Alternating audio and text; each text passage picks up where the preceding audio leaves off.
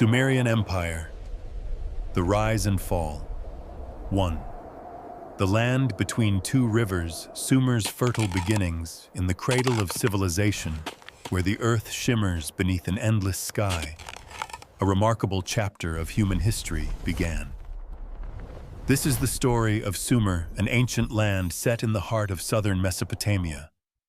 To understand the rise of the world's first civilization, we must first travel to the land between two rivers, the Tigris and the Euphrates.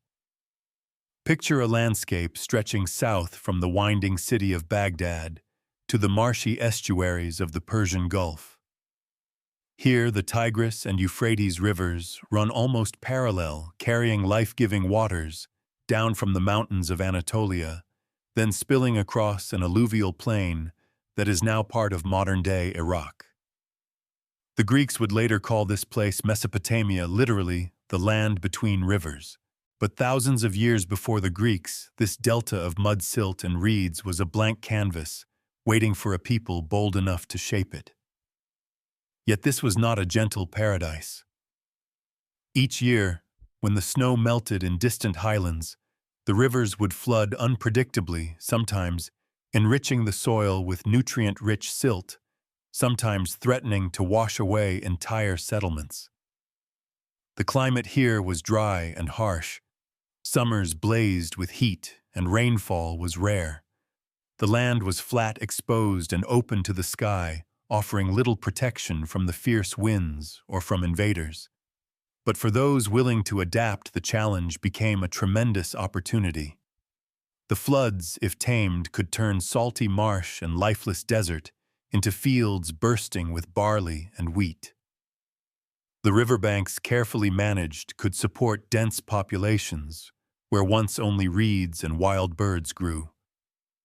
It was this paradox, a land at once hostile and fertile, that made Sumer possible. The Tigris to the east was swift and unruly, often cutting deep channels and sweeping away embankments.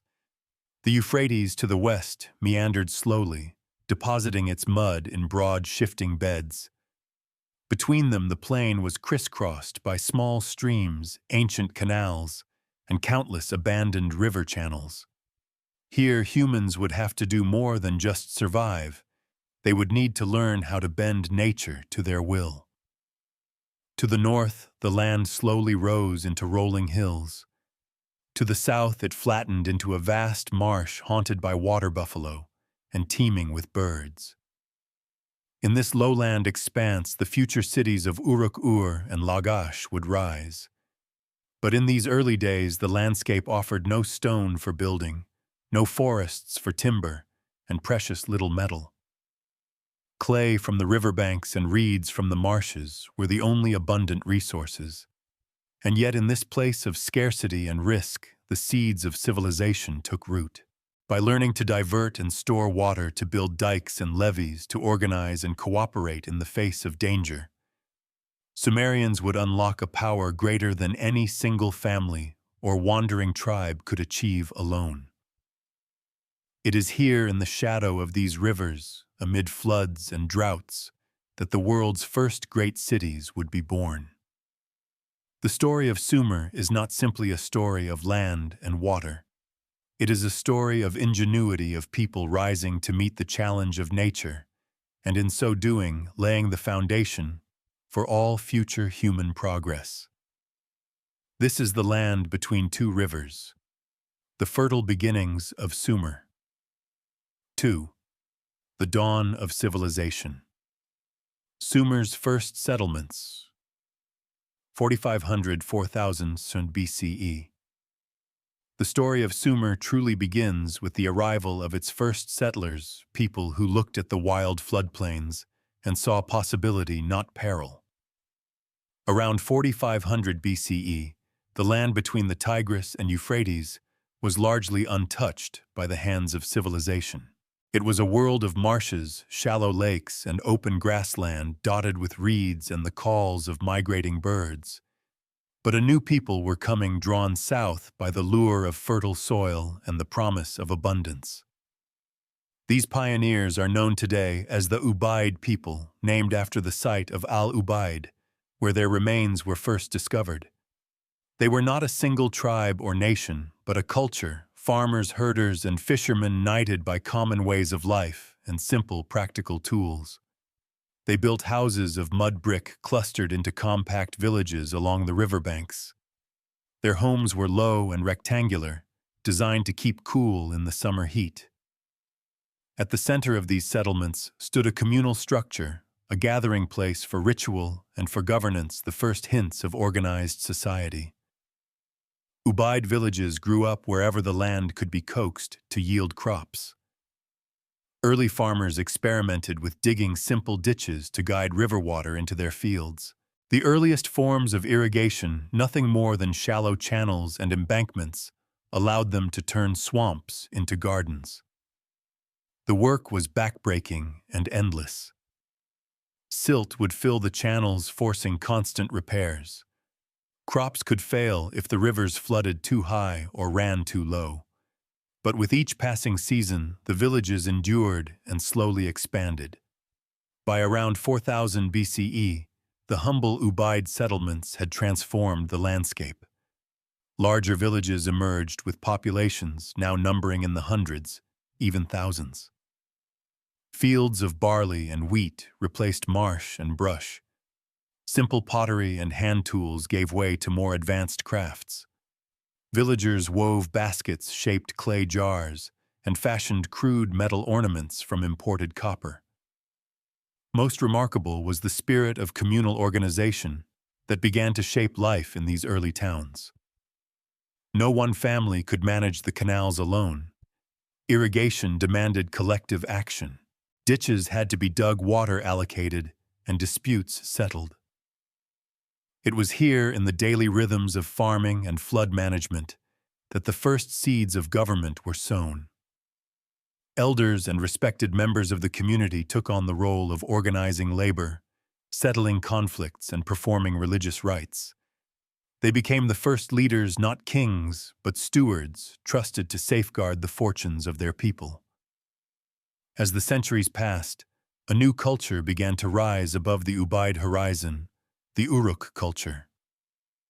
From about 4000 BCE, these people built upon the achievements of their predecessors and took the first great leap toward urban life. At the site of Uruk, later legendary as the city of Gilgamesh, villages expanded into sprawling towns. Multi-roomed houses, public plazas, and imposing temples appeared.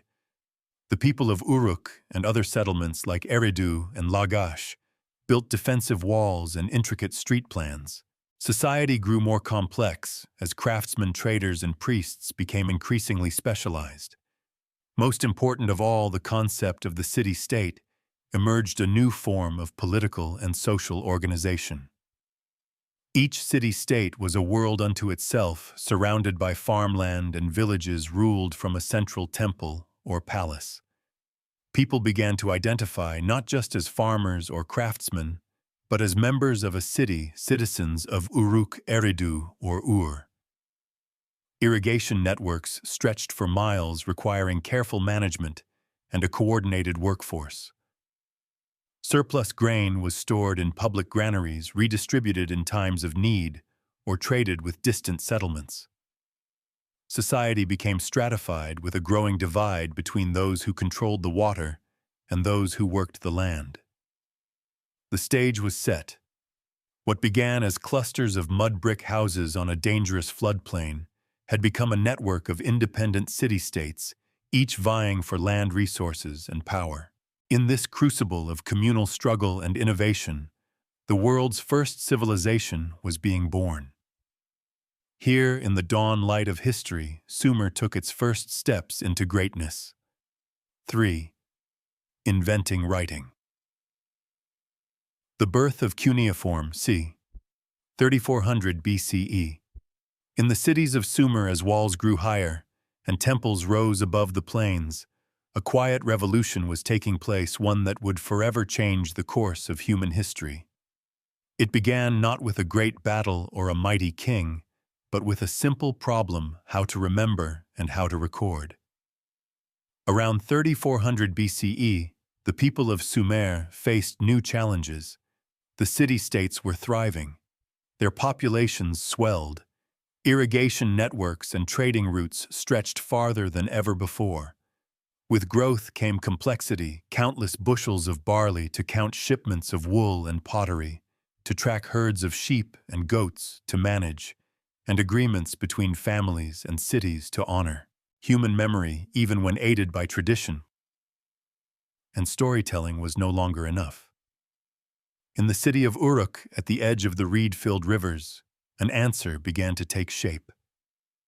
Scribes specialists trained to keep accounts started making marks on small pieces of soft clay. At first, these marks were little more than tokens, tiny shapes representing sheep grain or oil pressed into clay balls and stored in baskets as reminders of debts and promises. But over time, the system became more sophisticated. The Sumerians developed pictograms, drawings representing objects and quantities. A symbol for a sheep, a jar, a fish, a loaf of bread. As trade and government grew more complex, these pictograms evolved. They became more abstract and efficient. Scribes realized they could press a stylus, a wedge-shaped reed, into wet clay to create quick, lasting marks. The wedge, or cuneus in Latin, would give its name to this new script cuneiform. The invention of writing was not merely a technical achievement. It was a leap in human consciousness. With cuneiform, ideas could be preserved and transported, even when their creators had passed away.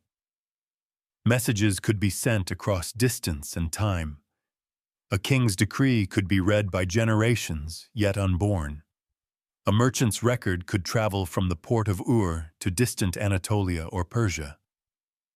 Writing transformed the administration of Sumer. Priests and temple officials used cuneiform to track offerings, document rituals, and enforce contracts. City councils recorded laws and land grants. Merchants listed inventories, receipts, and debts. Suddenly, there was a way to verify agreements, to resolve disputes, and to project authority beyond the walls of the palace or temple. But the revolution did not stop with numbers and goods. Soon, cuneiform became a tool for poetry, myth, and prayer. The world's earliest known epic, the Epic of Gilgamesh, was born in Sumer, etched on clay tablets for all time. Hymns, laments, and school exercises were recorded, revealing a glimpse of daily life, personal hopes, and communal fears. The physical act of writing was demanding. A scribe would kneel with a clay tablet balanced on their lap, carefully pressing the wedge-shaped stylus into the soft surface. Each tablet had to be dried in the sun or baked in a kiln to survive the ages. Scribes became a privileged class, educated in temple schools, wielding the power of memory and knowledge. Cuneiform writing spread far beyond Sumer, adopted and adapted by Akkadians, Babylonians, Assyrians, and others. But it was here in the cities along the lower Euphrates that the world first saw the written word. The impact of cuneiform cannot be overstated. It enabled the Sumerians to manage an ever more complicated society. It made the growth of cities, states, and empires possible. It marked the beginning of history as we know it, when the deeds, dreams, and struggles of humanity could be recorded, studied, and remembered. The world before writing was a world of forgetting. With cuneiform, Sumer entered the age of remembrance. In the clay tablets of Sumer, the voices of the first writers still speak across millennia, across lost empires, across the dust of time. 4. The city-states of Sumer, kings and rivalries. 3000 to 2500 BCE. By the dawn of the third millennium, BCE, Sumer's flat plains were no longer an untamed wilderness. The land between the Tigris and Euphrates was dotted with great cities, each one a marvel of ambition, resilience, and imagination. Uruk, Lagash, Eridu, Nippur, Kish. These names carved in clay and legend marked the birth of the world's first true city-states. Imagine standing on the ancient plain, the morning mist lifting to reveal walls rising out of the reeds and fields. Each city was a self-contained world. High brick walls protected homes and temples from invaders and wild floods alike. Tall ziggurats, temple towers reached for the sky, signaling the city's devotion to its patron god. Busy markets thrived at the crossroads filled with merchants, traders, and artisans. But these cities were not united. They were rivals, sometimes friendly, often fierce, always independent. Each city-state controlled the land and villages around it, with borders drawn not by rivers or mountains, but by power and negotiation. Some ruled only a few miles of farmland. Others commanded vast stretches, absorbing their weaker neighbors by force or alliance. No single city ever dominated Sumer for long. Instead, power ebbed and flowed like the great rivers themselves between the ambitious and the bold. At the heart of every city was its leader, the Lugal or big man. Early on, these leaders were likely chosen by councils of elders or priesthoods to organize defenses and oversee the great communal projects, canal building, flood control, and temple construction.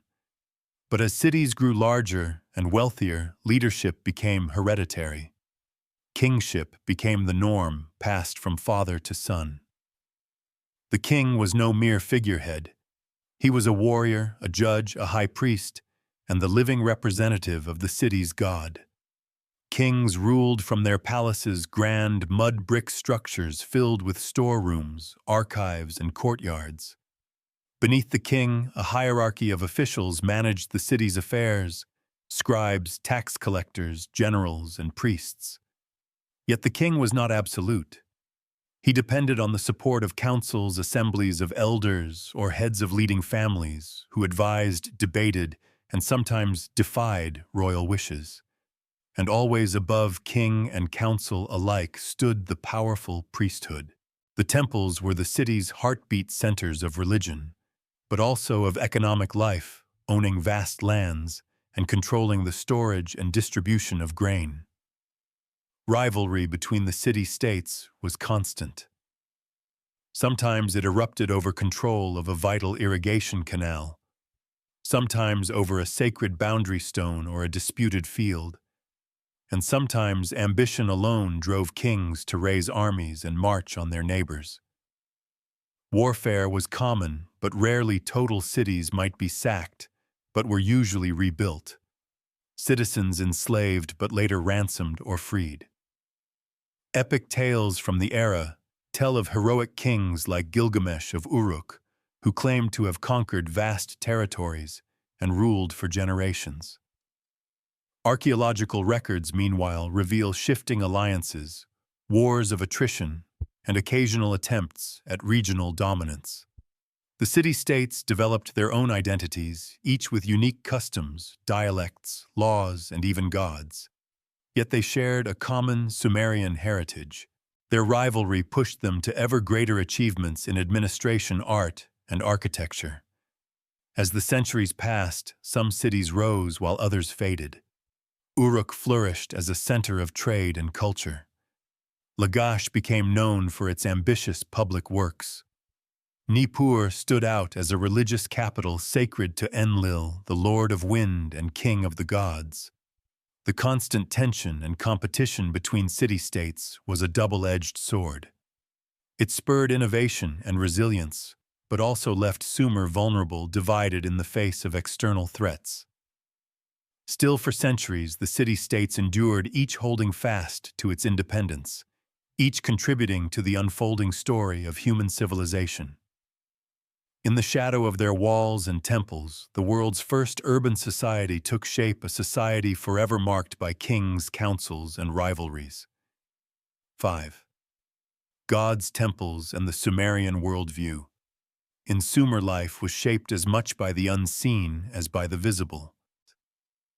The city walls, canals, and ziggurats stood tall against the horizon, but even taller in the minds of the people were the gods. The mysterious powers believed to control every force of nature, every twist of fate. Sumerians saw their world as an intricate tapestry woven by divine hands. The rivers whose floods could bring both abundance and destruction were themselves alive with the will of gods. The sun's relentless heat, the storm's sudden violence, the slow ripening of crops, all were signs of the gods' moods and intentions. Each city-state was built around its own sacred center. At the city's heart, rising above markets and homes, stood the great temple, a ziggurat. These stepped towers, constructed of millions of mud bricks, soared skyward, as if to bridge earth and heaven. Their size and prominence reflected the city's devotion and the power of its patron deity. Uruk honored Inanna, goddess of love and war. Nippur was sacred to Enlil, the lord of wind and air. Ur worshipped Nanna, the moon god. Every city, great or small, had its own divine protector, an intimate relationship that defined civic pride and identity. The temple was more than just a house of worship. It was the city's economic engine, political headquarters, and cultural center.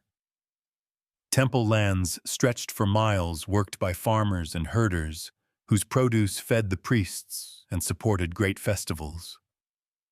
Workshops within the temple complex produced textiles, pottery, and metalwork traded both locally and in distant lands. At the top of temple society stood the high priest or priestess believed to speak for the god. They oversaw elaborate rituals, sacrifices, and processions, marking the cycles of the year and the fortunes of the city. Priests interpreted omens, cloud shapes, animal entrails, the movements of stars, seeking to read the gods' desires and avert disaster. Ordinary Sumerians, too, lived in constant relationship with the divine. Household altars and small clay figurines invoked blessings and protection. People prayed for good harvests, for fertility, for health, and for justice. Dreams and illnesses were thought to be messages from the supernatural world, requiring the attention of magicians, exorcists, or healers. Sumerian religion was both complex and pragmatic. The gods were powerful, but also fickle and unpredictable. They needed constant appeasement through offerings, prayers, and ritual purity. Disaster, be it flood, famine, or invasion, was often interpreted as a sign of divine displeasure, prompting renewed efforts at sacrifice and repentance. Myth and ritual intertwined to explain every mystery of the cosmos. Epic poems recounted how the gods shaped the world from chaos, tamed the waters, brought order to the land, and taught humans the arts of writing, farming, and building. The most famous of these stories, the Epic of Gilgamesh, tells of a king's struggle against the limits set by the gods, a timeless meditation on mortality, pride, and the search for meaning. But the temple's influence was not limited to spiritual matters. Temples functioned as banks storing surplus grain, silver, and records of debts and contracts. Priests played a key role in city government, sometimes advising the king, sometimes challenging his power. Major projects, canal building, defense, and festivals relied on temple resources and labor. Over time, the priesthood amassed considerable wealth and authority. Sometimes tension erupted between priests and kings, each vying for supremacy. Yet both remained bound by the shared understanding that without the favor of the gods, the city could not flourish. The Sumerian worldview, shaped by uncertainty and hope, inspired both humility and ambition.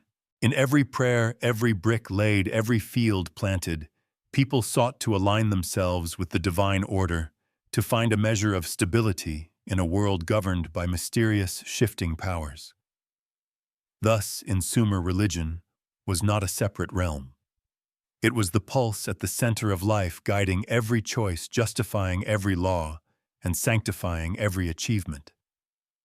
The great ziggurats, standing silent against the centuries, are the legacy of a people who built their world in the shadow of the gods. 6. Law and order. Early justice in Sumer. In the bustling cities and quiet farmlands of Sumer, life was shaped not only by gods and kings, but by the need for justice, a system to keep order among thousands of people living side by side. As the world's first urban civilization, Sumer faced challenges that small villages had never known. Disputes over land-water trade and inheritance could quickly turn neighbors into bitter enemies. Without rules, chaos threatened to unravel the fabric of society. From these needs arose one of Sumer's greatest achievements, the invention of written law. At first, custom and tradition set the boundaries for what was right or wrong. Village elders and priests settled disagreements, drawing on memory and precedent. But as cities grew, so did the complexity of their disputes. Irrigation canals crossed city boundaries. Trade brought in foreign merchants. Temples managed large estates. There were new conflicts over property contracts, marriage theft, even personal injury. The solution was to move from unwritten custom to recorded law. City leaders and priests began writing down judgments and decisions on clay tablets, creating records that could be consulted, challenged, or enforced by future generations. This new reliance on written law meant that justice could be made more consistent, less subject to the shifting memories and personal biases of a few powerful men. One of the earliest and most famous reformers was Uruk, king of the city-state Lagash, who ruled around 2350 BCE.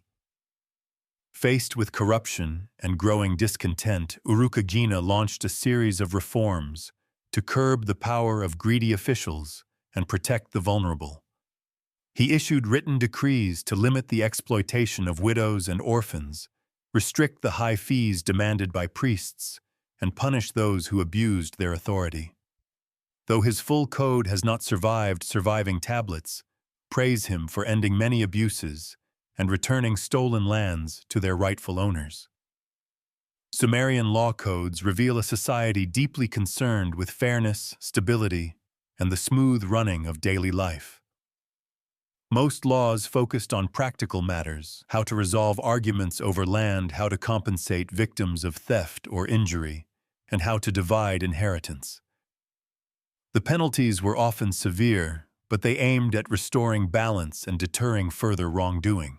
Punishments included fines, forced labor, or in extreme cases, exile or physical punishment. Law also played a crucial role in stabilizing the complex economy of Sumer. Contracts were written for everything from renting land to buying livestock to borrowing grain. These contracts were witnessed, signed with personal seals, and stored in temple archives or private homes. When disputes arose, judges would consult the records, interpret the law, and issue binding decisions. Sumerian justice was not blind. It recognized social status and wealth. Punishments for the rich often differed from those for the poor, and slaves received less protection than free citizens. But within each class, the law tried to provide clear rules and fair outcomes. The legacy of Sumerian law would echo down through the ages. Later Mesopotamian empires like Babylon would develop even more elaborate codes, such as the famous laws of Hammurabi. But the basic idea, a society governed by publicly known, written rules, began in Sumer. Their law codes stand as a testament to their pragmatism and desire for order. In a world where the gods might seem distant, and the king's will could shift like the wind, written law gave Sumerians a sense of predictability and security. When we read these ancient tablets today, we find the roots of our own legal systems, an enduring effort to balance freedom and responsibility, power and justice. In Sumer, the pursuit of law was more than a tool for rulers. It was a way for people to live together in peace, to settle disputes without endless revenge, and to create a society where even the humblest citizen could hope for fairness. 7. Technological breakthroughs, Sumer's inventions. The legacy of Sumer is not only written in its temples, cities, and laws. It lives on in the remarkable inventions that sprang from necessity and curiosity, a wave of innovations that would ripple outward to shape every civilization that followed. First among these was the wheel. Sumerians did not invent the wheel for travel at first, but for pottery. Around 3500 BCE, the potter's wheel appeared spinning quickly to help shape symmetrical clay vessels. Soon after, the wheel's potential was realized in transportation. By 3200 BCE, Sumerians were attaching wooden wheels to simple carts drawn by oxen and donkeys. This leap forward made it possible to move heavy loads of grain, bricks, and goods with far less effort, and it revolutionized farming construction and trade. Equally groundbreaking was the plow. In a land where agriculture was life, Sumerians crafted the first plows out of wood and pulled them with teams of animals. The plow cut deep furrows into the hard soil, allowing seeds to be sown more efficiently and crops to take root in greater abundance. Fields could be cultivated faster and on a much larger scale, supporting bigger populations and freeing more people for work beyond farming. Not content to stop at land and earth, Sumerians turned their eyes to water and wind. They built the world's first sailboats, flat-bottomed vessels with a single square sail of woven reeds. With these, they could harness the breezes on the Euphrates and Tigris, transporting goods up and down the rivers, and even across the Persian Gulf. Sailboats allowed Sumer to trade for rare woods, metals, and precious stones from distant lands, linking them to a world far beyond their flat plains. Another revolution was unfolding in Sumer's metal workshops.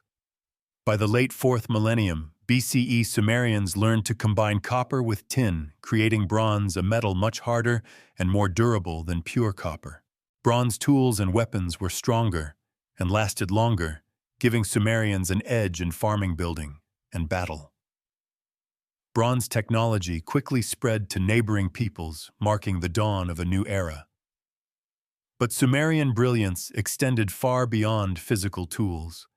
They made astonishing advances in mathematics needed for surveying land, dividing up harvests, and tracking time. Using a base 60 system, Sumerians developed a place value notation and invented the earliest known form of geometry. From these beginnings came our 60-minute hour and 360-degree circle. Their understanding of the heavens was equally sophisticated. Sumerians watched the stars, mapped the paths of planets, and divided the year into months based on the cycles of the moon. They created calendars to guide planting, harvest, and religious festivals, and their records are some of humanity's earliest attempts to predict eclipses and seasonal changes. Every invention shaped daily life. Wheeled carts rumbled through city streets. Plows carved orderly rows in the fields. Bronze axes and knives sped up construction, hunting, and defense. Sailboats lined the docks, their holds full of grain, wool, and trade goods. Mathematical tablets lay on the desks of scribes while priests charted omens in the sky. Sumerians approached each challenge with creativity and discipline. Innovation was not only for the elite. Even humble farmers and craftsmen contributed to the ever-growing pool of knowledge and tools. Through their inventions, Sumerians extended their reach and power across Mesopotamia. Their technological edge allowed them to build bigger cities, feed more people, defend themselves against rivals, and enrich their society. These breakthroughs did not disappear with the fall of Sumer. They became the inheritance of every civilization that followed, from Babylon to Assyria, from Egypt to Greece and Rome.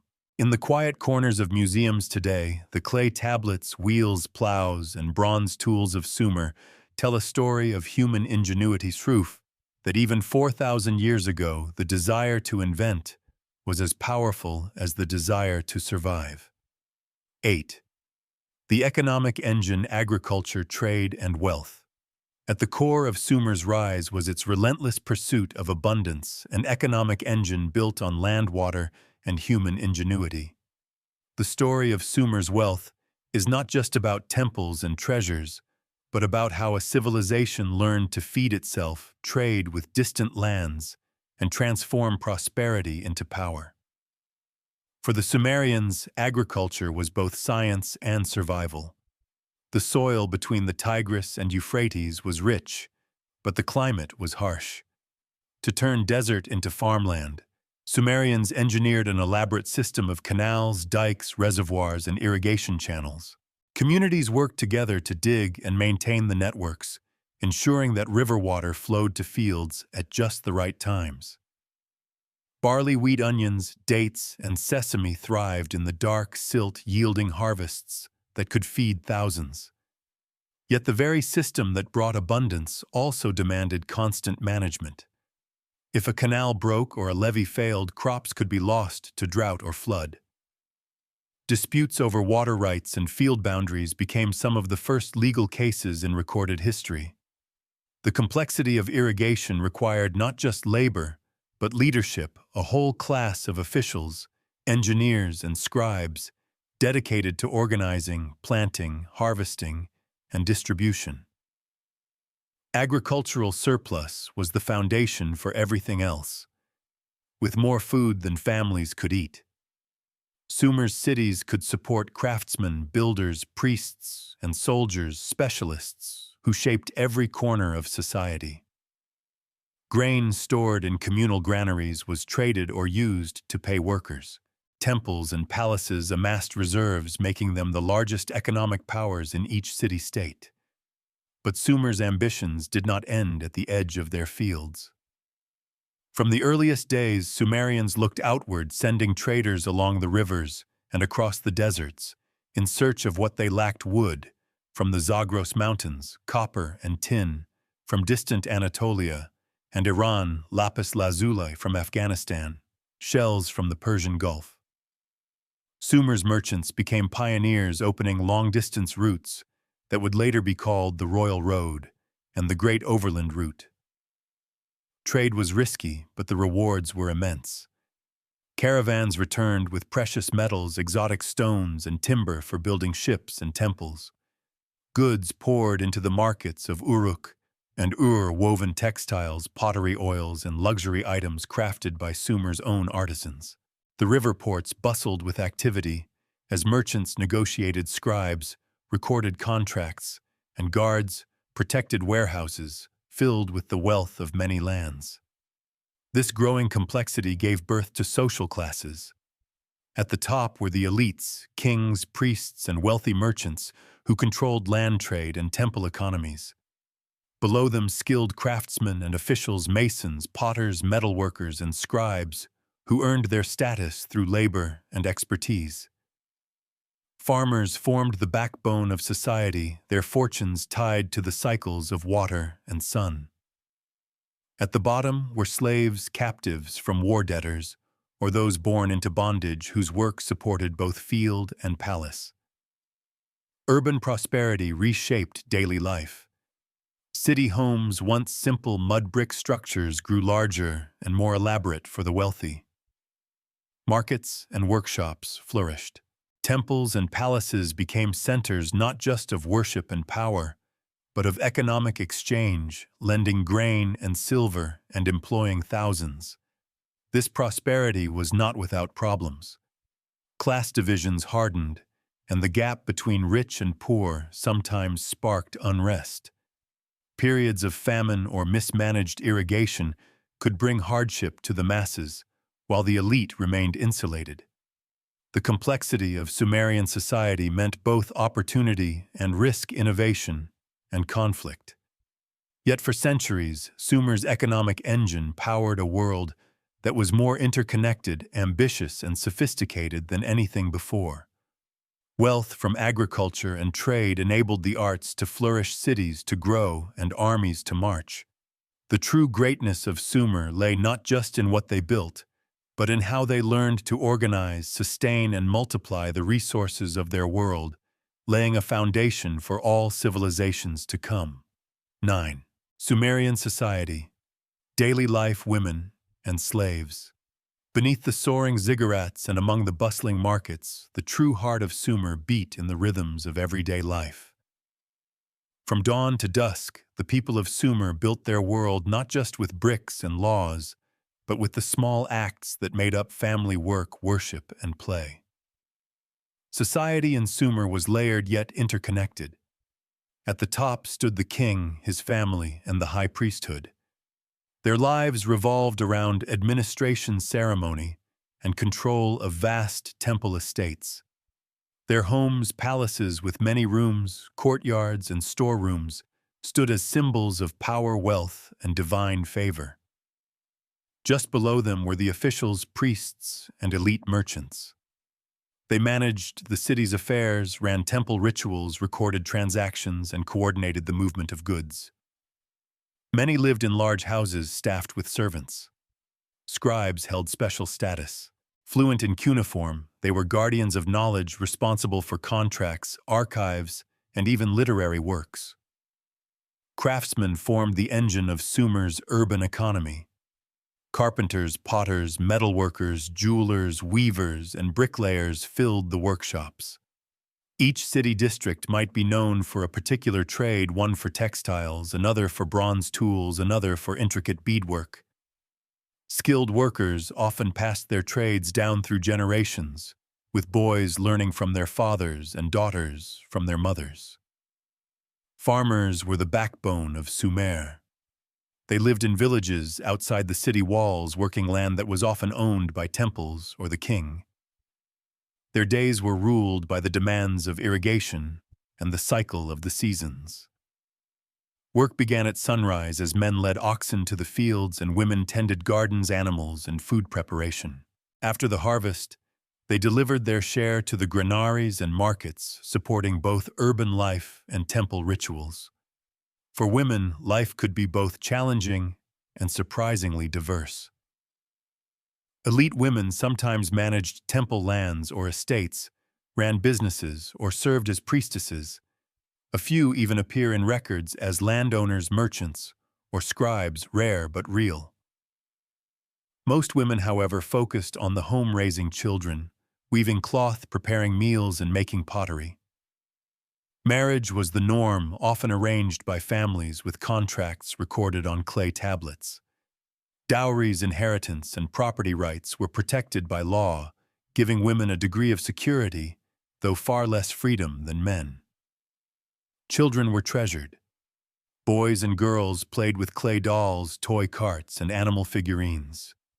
They learned their future roles from parents and, for the fortunate, from temple schools. Education was mostly reserved for boys from wealthier families, future scribes, priests, or officials. Lessons included reading and writing, cuneiform mathematics, and the study of Sumerian stories and proverbs. Not everyone in Sumer enjoyed comfort or security. At the bottom of society were slaves, men, women, and children, captured in war, sold for debt, or born into servitude. Slaves performed the hardest labor, cleaning canals, grinding grain, or tending flocks. Some worked in temple households or elite homes where they might rise to trusted positions. Slavery in Sumer was not always lifelong. Some could earn their freedom, marry, and even own property. Daily life was marked by rituals and festivals. Sumerians honored their gods with offerings and processions celebrating planting, harvest, and the new year. Music, dance, and feasting brought communities together. Families gathered for meals of barley bread, fish, onions, and dates. Beer brewed from barley was a staple consumed by rich and poor alike. The city itself was alive with sound and color. Vendors called out their wares. Children played in narrow alleys. Cattle and donkeys crowded the streets. Citizens gathered in plazas to hear news, settle disputes, and share gossip. Yet beneath this surface, society was never static. Ambition and talent could sometimes overcome birth. A farmer's son might become a scribe. A slave might gain freedom and status. But barriers remained, and most people lived as their ancestors had bound to the rhythms of work and family. The greatness of Sumer was built from these lives, each one a small thread in the vast tapestry of the world's first civilization. Through their labors, dreams, and struggles, the people of Sumer laid the foundations not only of their cities, but of all cities to come. 10. The rise of Empire Sargon of Akkad and the fall of Sumerian independence c. 2334 BCE. For centuries, the city-states of Sumer thrived bound together by shared culture, language, and rivalry. Each city jealously guarded its independence, ruled by its own king, worshipping its own god. Yet in time, this very independence would become their undoing. By the middle of the 3rd millennium, BCE, Sumer was prosperous but vulnerable. Internal divisions, ongoing conflicts over land and water, and the burdens of maintaining vast irrigation networks left city-states exhausted.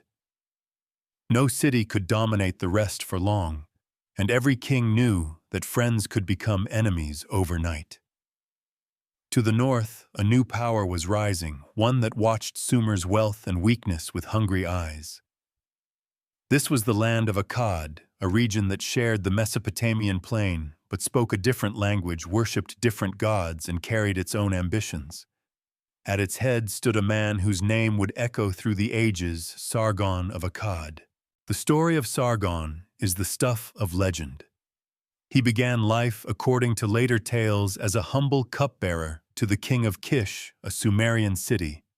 Ambitious and cunning Sargon seized power and turned his attention southward. He understood that Sumer's rivalries were its greatest weakness. One by one, he set out to conquer the great cities Uruk, Lagash, and others. Around 2334 BCE, Sargon's armies swept down from Akkad. They were disciplined, well-organized, and led by a man who combined military genius with ruthless determination. Sargon did not simply defeat the Sumerian kings. He toppled the walls of their cities, seized their treasures, and demanded their loyalty. By uniting Sumer under a single rule for the first time in history, Sargon created the world's first true empire. His achievement was not just military, but political and administrative. Sargon left local rulers in place as governors so long as they pledged allegiance and sent tribute. He established a new capital, Akkad, and built it into a metropolis that rivaled any in Sumer. Akkadian language and culture began to blend with Sumerian traditions, producing a new cosmopolitan society. For the Sumerians, the coming of Sargon marked the end of an era. No longer were they masters of their own destinies. The independence of each city-state vanished beneath the imperial system. Priests and scribes recorded Sargon's victories, sometimes with bitterness, sometimes with awe. Yet the impact of Sargon's conquest was not all destruction.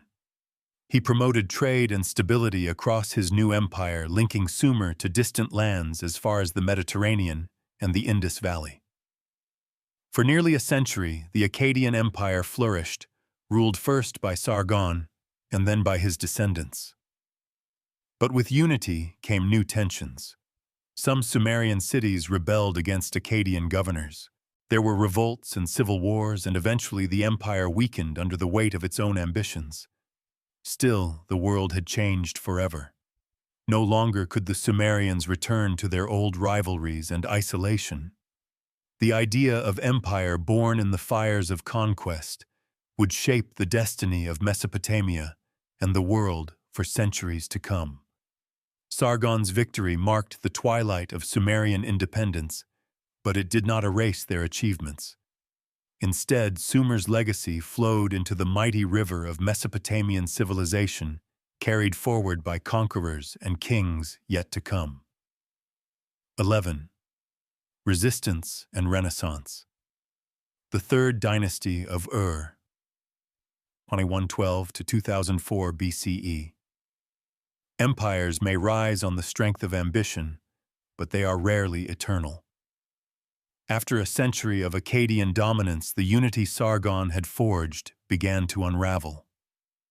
Famine, rebellion, and invasions from mountain tribes, especially the Gutians, left Mesopotamia fractured once more. For a generation, chaos threatened to erase all that the Sumerians had built. But Sumer's story was not finished. Out of the turmoil, a new leader emerged, one determined to restore both order and Sumerian pride. His name was Ur-Nammu, and the city he ruled, Ur, would become the heart of a final Sumerian renaissance. Around 2112 BCE, Ur-Nammu expelled the Gutians and reunified southern Mesopotamia. He founded what historians call the Third Dynasty of Ur, often abbreviated as Ur-3. This was not simply a return to old ways. Ur-Nammu and his successors, most notably his son Shulgi, set out to reshape Sumerian society from the ground up. The first order of business was restoring peace. Strong walls rose around Ur and its allied cities. The roads and canals were repaired, granaries filled, and law enforced. Under Ur-Nammu, Sumer once again became a beacon of prosperity and order, a sharp contrast to the dark years that had come before. Yet this period was more than a restoration. It was an age of creativity, ambition, and cultural flowering. The Third Dynasty of Ur produced some of the grandest architectural projects in Sumerian history. At Ur itself, builders raised a colossal ziggurat, its massive steps climbing above the flat plain.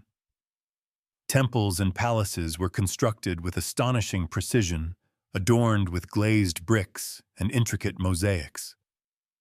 The city of Ur rivaled any in the ancient world for splendor and sophistication. Ur-Nammu was not only a builder, but a reformer. He issued the world's oldest surviving law code, predating the famous laws of Hammurabi by centuries. This code was carved into tablets for all to see, listing punishments and rights, and seeking to protect the vulnerable widows, orphans, and the poor. It stands as a testament to the Sumerian commitment to justice and order. His son Shulgi continued these reforms and pushed them further. A gifted administrator and patron of the arts, Shulgi reorganized the empire's bureaucracy, standardized weights and measures, and oversaw the collection of taxes and tribute from every corner of Sumer. He encouraged scribes, poets, and scholars, turning Ur into a center of learning and literature. Royal hymns, epics, and wisdom texts were composed in the Sumerian tongue, ensuring that the culture would endure even as times changed. This Sumerian Renaissance was marked by efficiency and centralization. Record-keeping reached new heights with detailed archives, documenting everything from temple offerings to cattle inventories. Officials traveled along well-maintained roads, carrying messages written on clay tablets and sealed with royal marks. Trade flourished, linking Sumer to Elam in the east, the Levant in the west, and distant lands beyond the horizon. Everywhere one could sense the hope of renewal. Ordinary people rebuilt homes, farmers returned to their fields, and artisans found work crafting treasures for temple and palace. Yet beneath the order and brilliance, old challenges lingered. The need for constant labor and tribute placed a heavy burden on the people. Rival cities watched for signs of weakness. In the north and east, new threats loomed as ambitious neighbors eyed Sumer's riches. Still, for nearly a century, the Third Dynasty of Ur stood as a final shining chapter in Sumer's story. It was an age when kings dreamed not just of power, but of justice, learning, and beauty. But like every dawn, this renaissance would give way to new storms. The forces of change were gathering once more, and the fate of Sumer hung in the balance. 12. Crisis and decline. Environmental and political turmoil. The golden age of the Third Dynasty of Ur, brilliant as it was, stood on fragile ground. Even as the ziggurats towered and scribes filled archives with the daily pulse of empire, unseen forces, both natural and human, were quietly eroding the foundation of Sumerian civilization. In a land as harsh as southern Mesopotamia, the line between abundance and disaster was always thin. Sumer depended utterly on the careful management of its rivers. But over time, the very systems that had brought prosperity began to betray the people. Centuries of irrigation without pause had led to an unexpected crisis: salinization. As water from the Tigris and Euphrates flowed through Sumer's canals, it leached minerals from the soil. With each cycle, salts accumulated, rising ever closer to the surface. Crops began to fail. First, wheat, which is less salt-tolerant, vanished from the fields. Even hardy barley yields shrank with each passing season. The once fertile land turned bitter and white. Farmers abandoned fields that had fed generations. Urban populations, long sustained by rural bounty, began to feel the pinch: shortages, hunger, and hardship. This was not a disaster that struck in a single night, but a slow, grinding decline, a warning written in the earth itself. Climate change added to the misery. Droughts struck Mesopotamia with increasing frequency. The rivers ran low, irrigation faltered, and the delicate balance on which the cities depended was upset. The people of Sumer, who had long believed their destiny was secured by wise kings and the favor of the gods, now faced calamities they could not control. As the environment deteriorated, so too did the social and political fabric. The strong centralized authority built by Ur-Nammu and Shulgi was costly to maintain. Massive building projects and constant military campaigns drained resources and patience. To sustain the bureaucracy, officials imposed heavier taxes and labor obligations. For ordinary Sumerians, life became harsher. Discontent simmered. Meanwhile, old rivalries between city-states, never truly extinguished, flickered back to life. When the central government showed weakness, local rulers seized their chance. Cities that had once marched together now eyed each other with suspicion, sometimes even open hostility. Into this weakened landscape came new threats from beyond Sumer's borders. To the west, the Amorites, nomadic tribes from the desert, moved into Mesopotamia, sometimes peacefully, sometimes by force. To the east, the Elamites, a powerful people from the Iranian plateau, watched for an opening. Internal revolts and power struggles sapped the strength of the royal court.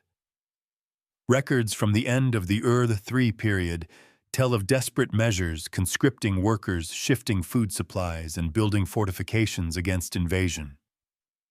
But it was too late. The once mighty bureaucracy was overwhelmed, unable to coordinate defense or provide relief. By 2004 BCE, the final blow fell. The Elamites swept into Ur, sacking the city, carrying away its treasures, and ending the line of Sumerian kings. The last king, Ibbi-Sin, was taken captive. His lament for the fall of Ur survives to this day, a haunting poem of loss, mourning not only for a city, but for a whole way of life. Yet the end did not come with a single battle. For years, cities struggled on, isolated and impoverished. Some survived under foreign rulers. Others faded into ruins, swallowed by dust and reeds. The collapse of Sumer was the result of both nature and human failings. Overused land-changing climate, political fragmentation, and external invasions combined to shatter the fragile balance. But even as their world fell apart, the Sumerians did not vanish. Their language, traditions, and wisdom would find new homes in the cultures that followed, ensuring that their spirit would endure even after the cities had turned to mud and memory. 13. The fall of Sumer, end of an era, c. 2004 BCE. The end of Sumer did not arrive as a single disaster, but as a series of hard blows that finally broke the world's first great civilization. By 2004 BCE, the sun was setting over Ur-Sumer's last true capital, and the hopes of generations faded like shadows on the marsh. When the Elamites descended from the mountains in the east, they came not as traders, but as conquerors. Their armies swept through the weakened land, stormed the city of Ur, and tore down its mighty walls. Temples and palaces were looted. Treasures, grain stores, and sacred objects were carried away. The last Sumerian king, Ibbi-Sin, was taken prisoner, ending a royal line that traced its roots back to the dawn of written history. The people of Ur and its sister cities mourned not just the loss of their rulers, but the collapse of their whole world order. For centuries, city life had meant festivals, orderly fields, stable markets, and the comforting rituals of the temples. Now the granaries were empty irrigation canals choked with silt, and priests struggled to explain why the gods had abandoned them. Yet Sumer did not vanish overnight. Many cities continued to exist under foreign rule, their names and customs living on even as power shifted. Some Sumerians fled their ruined towns, seeking safety in neighboring lands or blending into the new order imposed by the conquerors. The Amorites, who had drifted in from the deserts, began to dominate the region. In cities like Babylon, they established their own dynasties, borrowing much from Sumerian culture, law, and religion. The Sumerian language, once spoken in every market and home, gradually faded, replaced by Akkadian. But it lived on as the sacred language of temple rituals and scholarly learning. The fall of Ur marked more than the end of a dynasty. It was the loss of political independence for the Sumerian people. Never again would Sumerian kings rule as they once had, and never again would their cities rival the greatness of earlier centuries. Still, the spirit of Sumer could not be erased. Their myths, hymns, and legal codes were copied by new rulers. Architects continued to build ziggurats, scribes wrote in cuneiform, and poets retold the stories of Gilgamesh, Inanna, and the mighty kings of old. Archaeological evidence shows that even after the fall, Sumerian culture persisted for generations. Local festivals, religious practices, and the memory of the great days survived in the hearts of the people. Writings from later Babylonians and Assyrians are full of admiration for the Sumerians, who they saw as the wise ancestors of all Mesopotamia. The legacy of Sumer is thus one of resilience and transformation. Civilizations rose and fell across the plains they once ruled, but the foundations they laid, writing law, city life, organized religion, became the building blocks for everything that followed. Sumer's end was not the silence of oblivion, but a transformation, a passing of the torch to new peoples and new empires, who would carry forward the spark first lit between the Tigris and Euphrates. The end of Sumer marked the close of an epoch, but not the end of its influence. For in every corner of Mesopotamia, echoes of Sumer's achievements would continue to shape the destiny of civilization. 14. Sumer's legacy influence on Babylon, Assyria, and beyond. Though the Sumerians lost their independence and their cities crumbled, the world they built did not vanish into dust. Instead, their achievements spread outward, becoming the seeds for new civilizations across Mesopotamia and beyond. The most immediate heirs to Sumer's greatness were the Babylonians. In the city of Babylon, a once small Amorite settlement, Sumerian ideas were not only preserved, but expanded. Babylon's rulers studied the cuneiform tablets and legal codes of Ur and Lagash, adapting them to their own needs. Hammurabi, Babylon's most famous king, issued his own law code nearly 300 years after the fall of Ur, yet the echoes of Sumerian justice and order are unmistakable in its statutes. Babylonian scribes continued the Sumerian tradition of record-keeping. The cuneiform script was adopted for new languages, becoming the writing of commerce administration and religion across the region. In temples and palaces, the myths of Sumer were copied, preserved, and retold in Akkadian, keeping the voices of Sumerian poets alive for centuries. Sumer's impact was equally profound in the north, in Assyria. Assyrian kings, ruthless and ambitious, looked to Sumer as the origin of true kingship and divine order. They built towering ziggurats in Nineveh, and Ashur raised city walls inspired by Ur and honored Sumerian deities alongside their own.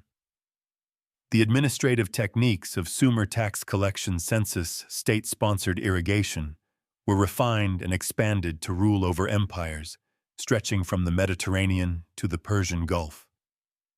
Even as centuries passed and new empires rose, the imprint of Sumer remained. Architects borrowed Sumerian methods to build cities, palaces, and canals. Mathematicians relied on Sumer's base 60 system to divide hours, minutes, and circles. Astronomers refined the star charts first drawn by Sumerian priests, developing calendars that guided agriculture, religious festivals, and royal events.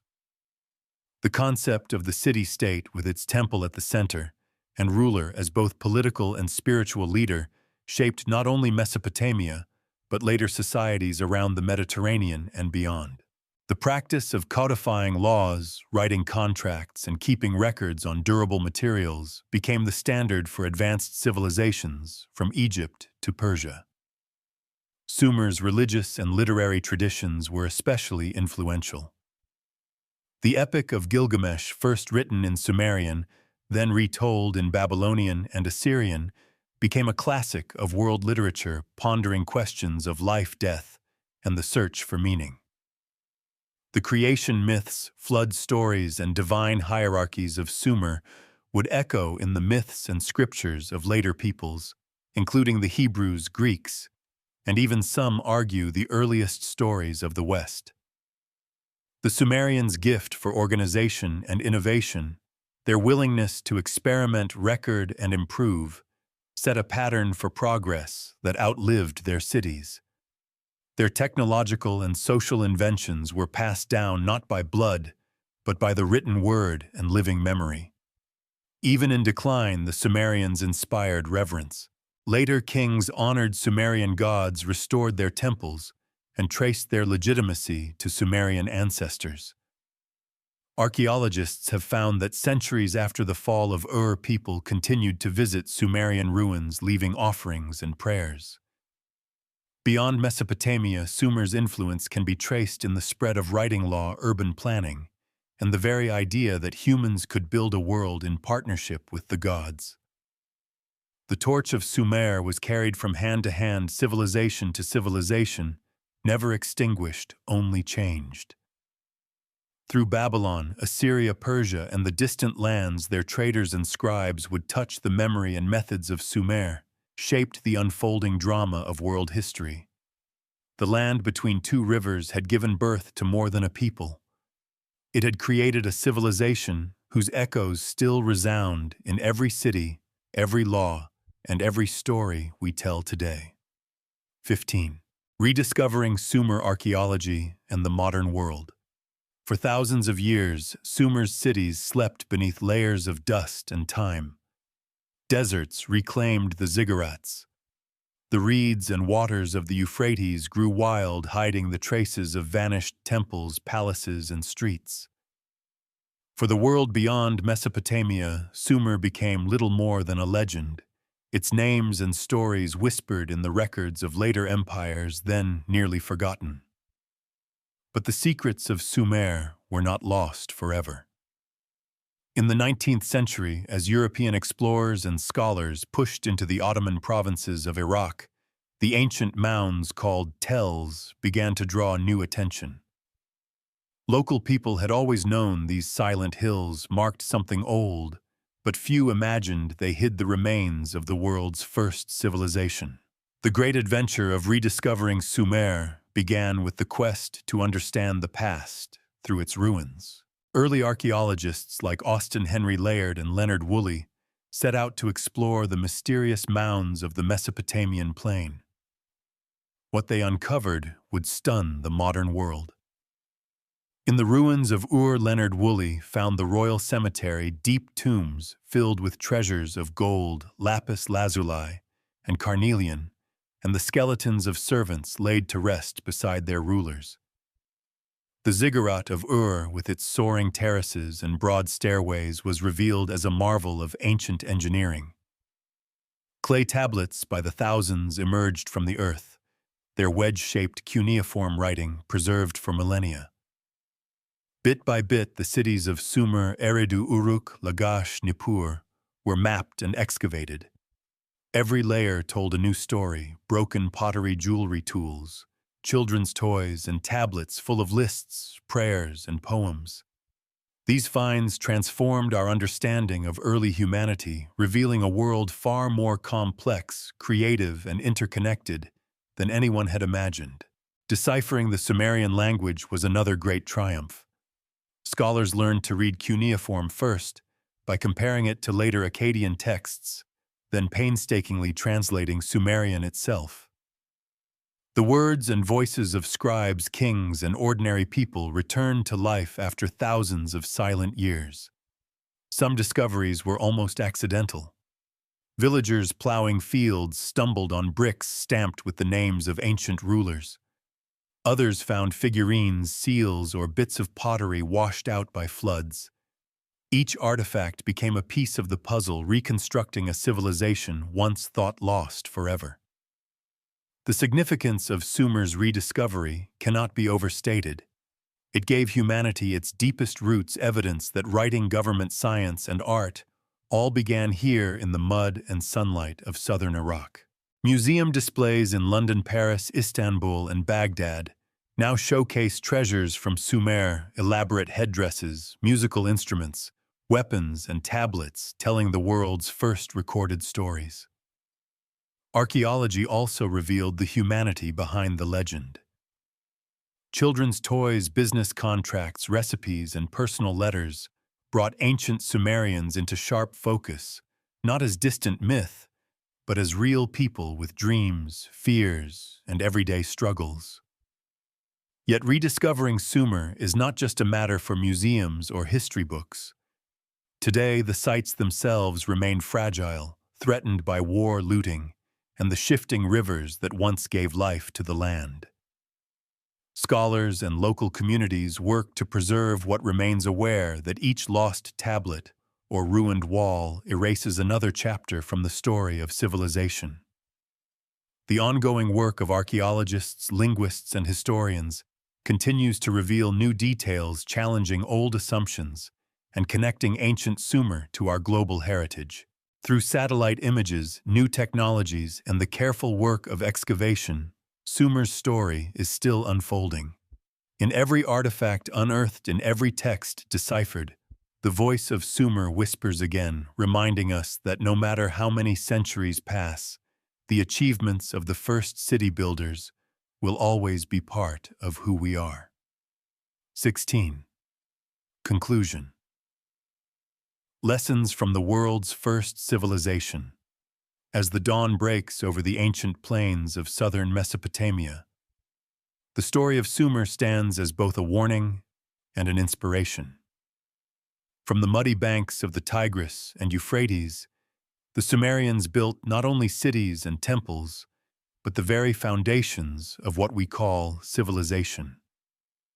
They were the first to turn the wild floods into ordered fields, transforming nature's unpredictability into the promise of harvests and stability. They shaped the world's earliest cities, places of commerce, religion, creativity, and law. From the invention of cuneiform writing to the construction of monumental ziggurats, from the codification of justice to the birth of organized government, their achievements still ripple through the centuries. Yet Sumer's story is also a tale of human limits. For all their brilliance, the Sumerians faced obstacles that would prove fatal to any society. Environmental degradation, internal divisions, and the pressures of changing climate and hostile neighbors. Their fields grew salty, their water ran low, and their independence fractured under the weight of empire and invasion. But perhaps the deepest lesson of Sumer lies not in its ruins or its losses, but in the endurance of its spirit. Though the political order collapsed, the ideas, inventions, and dreams of Sumer lived on, adopted, adapted, and revered by the civilizations that followed. Babylonian kings, Assyrian scribes, Persian administrators, and countless generations beyond built upon the stones first set in place by Sumerian hands. Even now, when we look at our cities, write our stories, enforce our laws, or chart the stars, we are heirs to the Sumerians' legacy. They remind us that the act of building a civilization is always unfinished, always threatened by forces beyond our control, but always full of hope for something enduring. History teaches us that greatness is fragile. Cities rise and fall, knowledge is won and lost, and even the mightiest can be brought low by nature or by their own divisions. Yet as long as we remember study and learn, the legacy of Sumer continues. What other lessons might be hidden beneath the dust of ages? What warnings from Sumer remain unheeded in our own time? What achievements still inspire us to shape our world with courage, wisdom, and humility? The Sumerians called themselves the black-headed people, proud and resilient, forging meaning out of chaos. Their voices echo across time, asking us to reflect. What does it mean to build, to remember, to endure? And how will we, in our own age, answer the questions first raised along the banks of the two rivers? The story of Sumer is the story of us all, an unending journey, a legacy both fragile and profound.